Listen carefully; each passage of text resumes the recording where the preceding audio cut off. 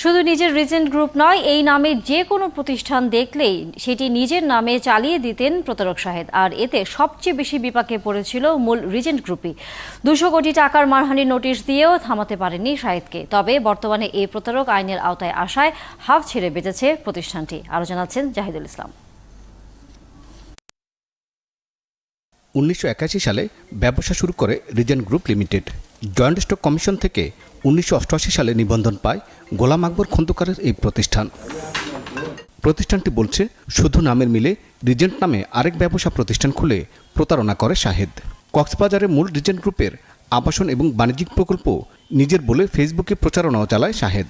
2015 সালে আমার এক ফ্রেন্ড আমাকে বলল, শাহেদ নামে একজন কক্সবাজারের ইনানিতে ইমামের ডেলের ওখানে আমাদের জমির সামনে লিখে সাইট পরিদর্শন লিখছে, দিয়ে তার ফেসবুকে আপলোড দিয়েছে। সে না রিজেন্ট গ্রুপ নিবন্ধন করছে, না রিজেন্ট ডিজাইন অ্যান্ড ডেভেলপমেন্ট নিবন্ধন করছে, তো সে নিবন্ধন ছাড়াই চালাচ্ছে। এই জন্য 2015 সালে শাহেদকে 200 কোটি টাকা মানহানির লিগেল নোটিশও পাঠিয়েছিল এই রিজেন্ট গ্রুপ।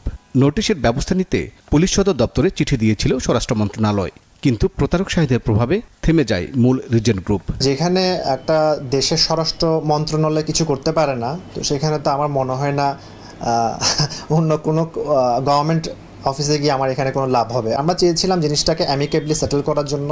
আবাসন ব্যবসায়ীদের সংগঠন রিহেব বলছে, গোলাম আকবর খন্দকারের রিজেন্ট ডিজাইন অ্যান্ড ডেভেলপমেন্ট লিমিটেডই তাদের সদস্য।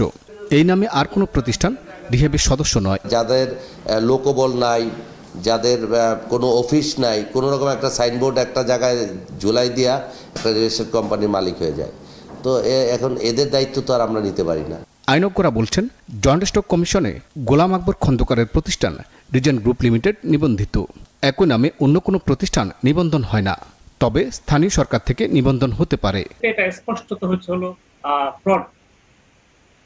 ফ্রড বা ফুটজারি। এক্ষেত্রে হচ্ছে এগুলো হচ্ছিল আমাদের যে দণ্ডবিধির 420 ধারার অধীনে অপরাধ, আবার দণ্ডবিধির 469 ধারার অধীনে অপরাধ।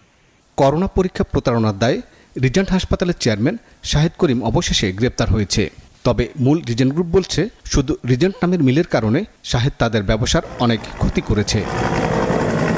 জাহিদুল ইসলাম, 71, ঢাকা। এদিকে রিজেন্ট হাসপাতালের সাথে চুক্তিতে স্বাস্থ্য অধিদপ্তরের মহাপরিচালক ও তৎকালীন স্বাস্থ্য সচিবের দায় দেখতে পাচ্ছে দুর্নীতি দমন কমিশন দুদক। রিজেন্ট কাণ্ডে দুর্নীতি অনুসন্ধান ও আইনি মোকাবেলায় প্রস্তুতি প্রসঙ্গে কমিশনের আইনজীবী জানান, চুক্তিতে সই করা ব্যক্তি দায় এড়াতে পারেন না, আর কেউ মৌখিক নির্দেশ দিয়ে থাকলে সেটিও অনিয়মের মধ্যে পড়ে। শুধু করোনা পরীক্ষার ভুয়া রিপোর্টই নয়, সরকারকে নিম্নমানের মাস্ক ও পিপি সরবরাহ করেছিলেন প্রতারক শাহেদ। তার বিরুদ্ধে এমন অভিযোগেরও তদন্ত চলছে। গোয়েন্দা পুলিশ বলছে, এক্ষেত্রে স্বাস্থ্য অধিদপ্তরের কারো বিরুদ্ধে অনিয়মের প্রমাণ পেলে তাদেরও আইনের আওতায় আনা হবে।